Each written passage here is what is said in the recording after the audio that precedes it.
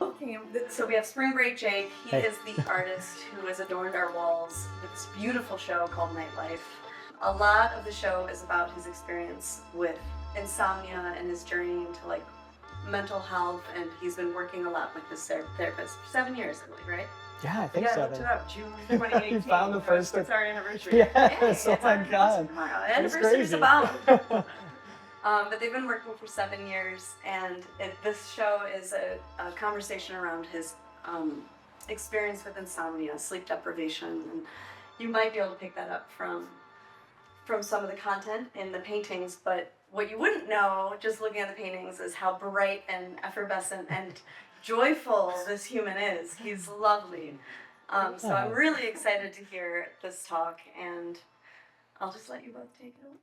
Thanks, Chelsea. Yeah, so that was actually where I was thinking we would start, since this is a collection about your own struggle with insomnia, sleeplessness, that inner dark battle. Why don't you tell us a little bit about that journey for you? Yeah.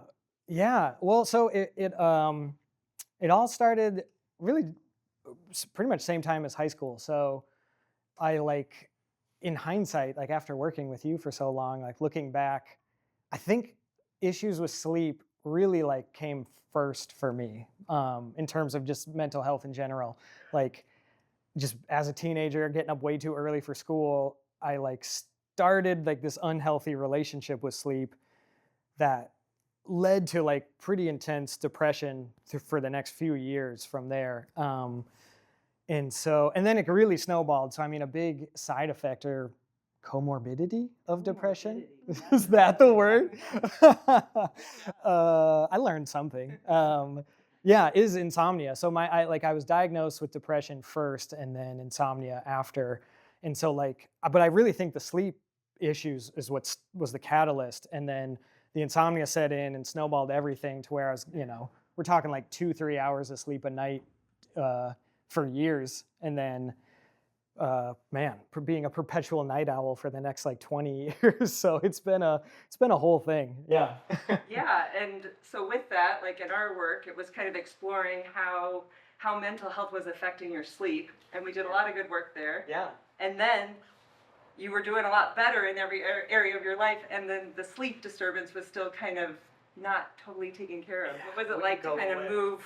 Because I think you and I both have sort of a bias toward this is an inner work, this is a healing journey, and not necessarily looking at the physiological, but there was sort of a shift there for you, right?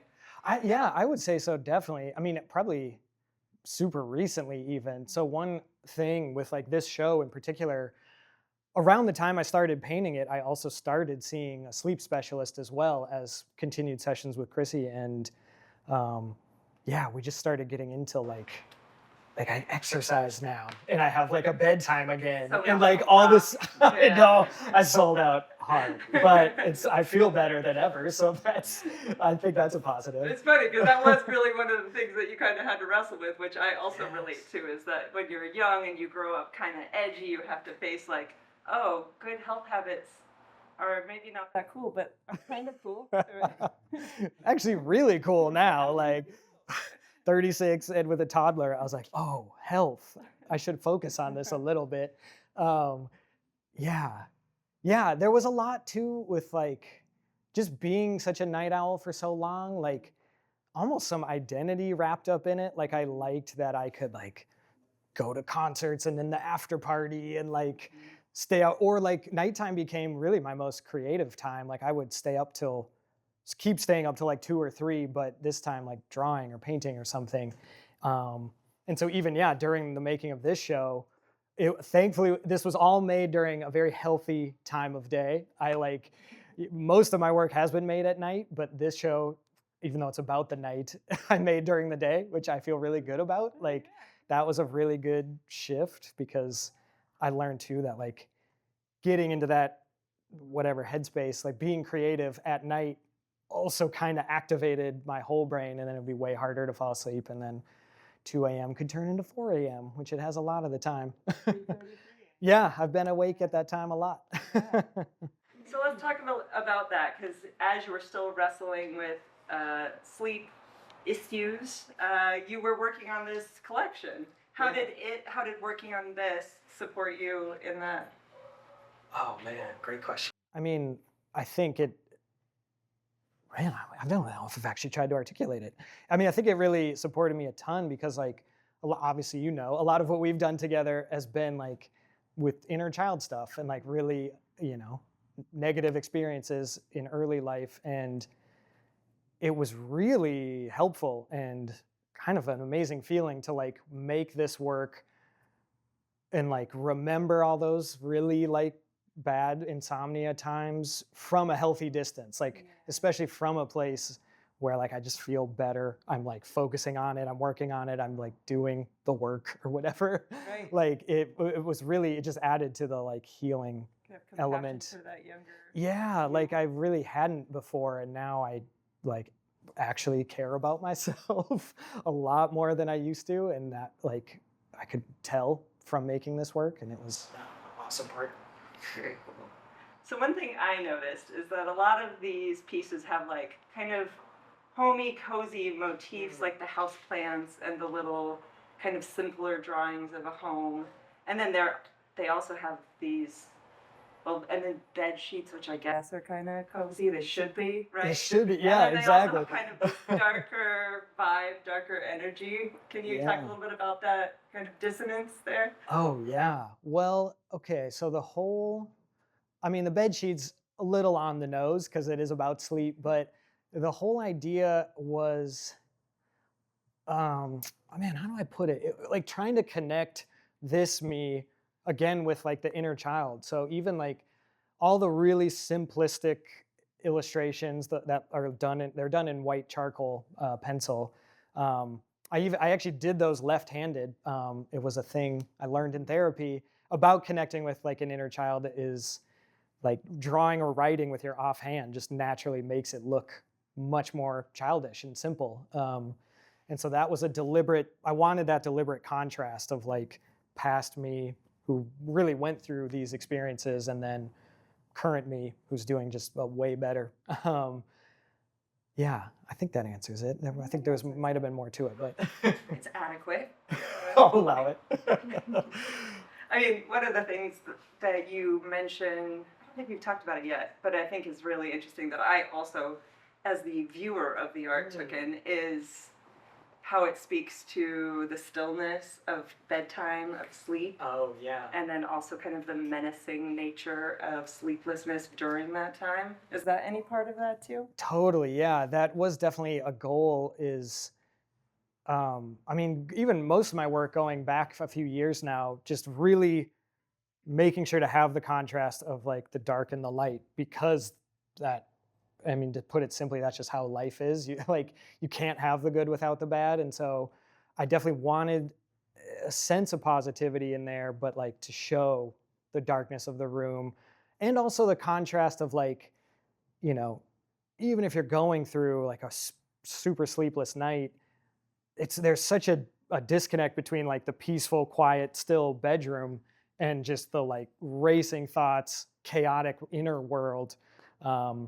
And so I was attempting to kind of convey that in most of these, with like a lot of times even the direction of a lot of the background brushstrokes were meant to just have this like movement to it, even though they're supposed to be still like a bedroom at night. There can still be a lot of chaos going on. Yeah, and we had a talk last week about we were talking about the brushstrokes a little bit, and also you also spoke to something about the optimism of the kind of upward. Right, yeah. I forgot we talked about these in a session. That was great. Well, maybe we should figure this out a little bit. Yes, yeah. Like I think it might have even been kind of subconscious, but like I wanted the movement in it like just time, because time, you can't stop it, and it moves at weird rates often. Like some nights it'll just go so fast, or it'll just drag on. But I wanted, I knew I wanted to do from bottom like corner to upper corner in all the like backgrounds of these like bigger works. I really think it might have been this like subconscious feeling of like, it's time always moving, but it really can get better. Things can go up, like even from a really like dark place, Right. literally and figuratively. Turned it down. Yeah, the sun always rises kind of thing. Yeah. Another thing that I took in when I was looking at these was specifically with the alarm clock numbers. yeah. What do you call that one bedtime? Yeah, I just named that one I like bedtime. that.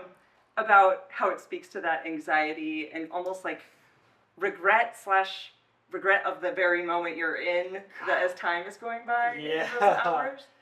It's such a weird feeling, but yeah, because I mean, a lot of it for me was dread, but like dread for the next day. Like, oh man, like I'm wide awake now, but I'm gonna feel like absolute shit the next day. And every time you like see the clock get later, it was like just gets worse.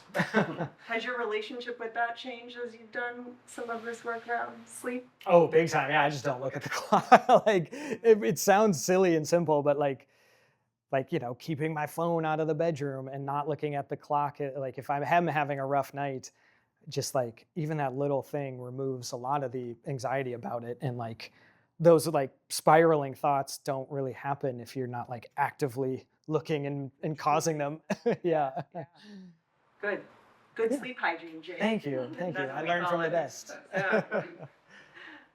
Those are kind of all of my questions. Or Oh, some of them amazing. you got to. Did I touch provide on direct guidance, some of them? which is good. Let's just have a therapy session. then. Okay. Tell me what's on your heart and mind today. Yeah, that is how you start a lot of them. I do isn't often. it? What's on your heart and mind? Yeah. Well, I mean, I was feeling super nervous about this, Yeah. and this has been great. I figured you'd be a good person to do this with. I feel Yeah. pretty safe with you after 7 years. Yeah, good. That's the goal. Yeah. Likewise. Oh, good. Because, it's unusual relationships because I've done this time. Yeah.